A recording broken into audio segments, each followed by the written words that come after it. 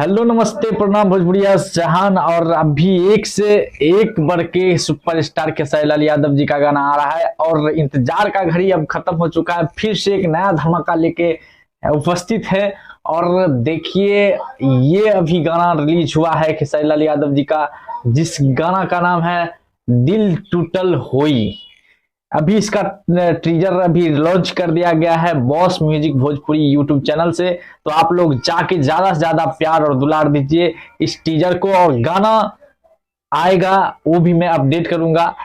लगता है ये टीजर सबसे बड़ा रिकॉर्ड बनाएगा यूट्यूब पर, क्योंकि जब से ये रिलीज हुआ है एकदम व्यूज का भरमार लग गया है। और देखा जाए ये अभी टीजर ही है और गाना आता है तो कितना बड़ा रिकॉर्ड लेवल का बनता है, लेकिन टीजर लग रहा है रिकॉर्ड लेवल बना लेगा। और अभी व्यू इसका बहुत ज्यादा वायरल चल रहा है, यूट्यूब पर तबाही मच गया है इस सिर्फ टीजर से।